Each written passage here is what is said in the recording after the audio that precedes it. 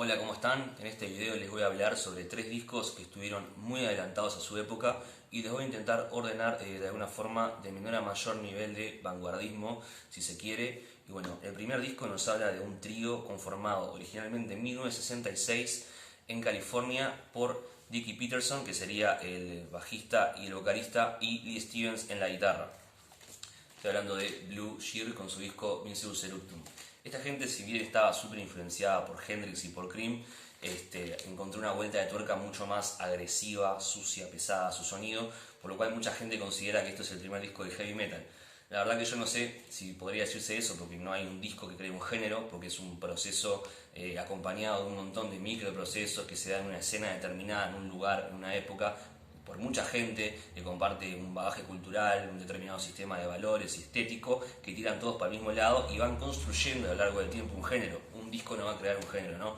Lo que sí es cierto es que esta gente estuvo muy adelantada sonoramente en su concepto y también en su intención agresiva, ¿no? Es cierto que no había una banda que sonara tan agresiva como esta. Entonces, bueno, tal vez por eso mucha gente lo considera el primer disco de Heavy. A ver, este disco salió antes que el primer disco de Led Zeppelin, salió antes que Crimson, por ejemplo, con su tema 21st Century Schizoid Man, que es re pesado, pero bueno, eso salió antes, 1968, antes del primer disco de Zeppelin, antes de Crimson, antes de Sabbath, en el 70. Así que eso, esta gente sin duda pudo ver un poco más allá de lo estético que se veía en la época y empezó a prevenir lo que iba a venir en los 70 con el hard rock, el comienzo del heavy, etc. Este disco se convirtió en un hito del rock psicodélico pesado, con jams extensas de guitarra fusera, bends, baterías contundentes. Por ejemplo, en Rock Me Baby se ve esa batería bien primitiva, pegándole durísimo a la batería. Y bueno, después de Doctor Please, una jam psicodélica plagada de guitarra fusera. Second Time Around incluso puede ser considerado proto-punk, si bien es un tema muy garallero, yo también ahí veo unas raíces de punk ahí.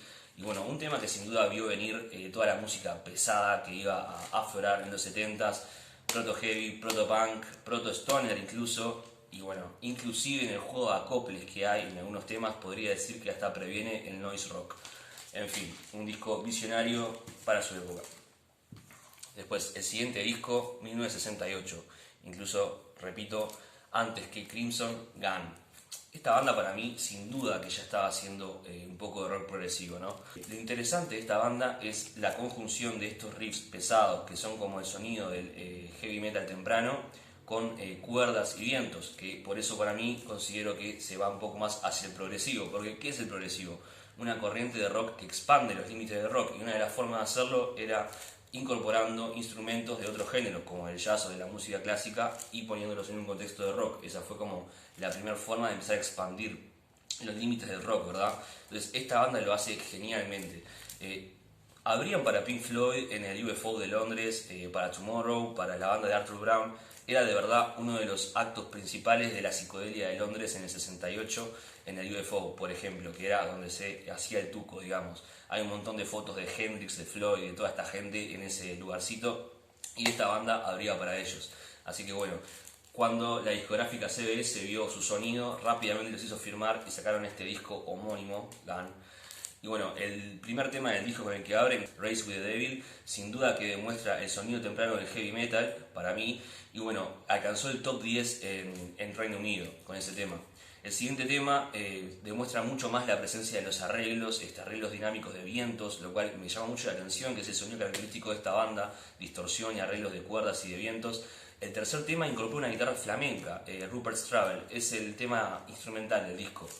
Otro tema que me llama la atención, por ejemplo, Yellow Cab Man, no tiene nada que envidiarle a Cream, y Clapton, la verdad, tendría que estar un poco celoso del vocabulario que tiene este guitarrista y el tono que tiene. La verdad, me parece un artesano del fuzz. Eso se va a ver mucho más en el tema Take Off, donde se hacen un montón de overdubs de guitarra llenos de distorsión, de acoples, de bends. La verdad, como dije, un artesano del fuzz. Y bueno, hay un tema popero en este disco que se llama Sunshine, que es un tema mucho más bitlero, pero te demuestra que la banda incluso podía hacer un poco de todo. Su forma de armonizar las voces es preciosa. La verdad, un tema también con un solo de guitarra muy melódico y bien construido. El siguiente disco del que voy a hablar es The Manners of Invention, Absolutely Free. Esto fue antes que el debut de Pink Floyd, antes de Crimson, obviamente.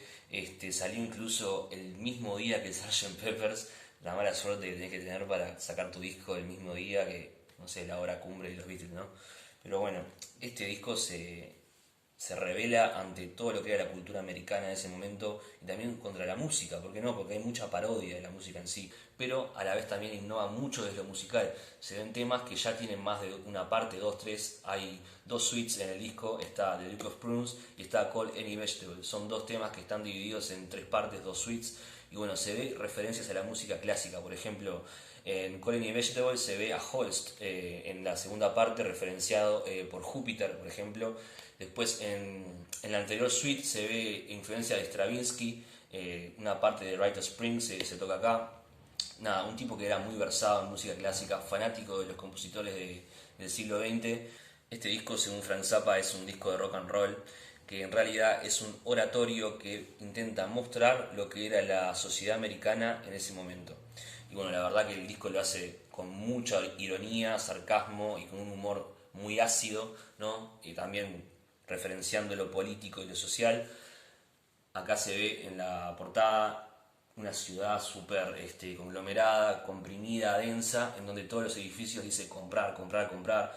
De hecho, está la bandera de Estados Unidos que dice, bueno, en realidad en las primeras ediciones se borroneó esto, esta está borroneada, pero después investigué un poco y lo que dice esta frase es War means work for all, o sea, la guerra significa trabajo para todos.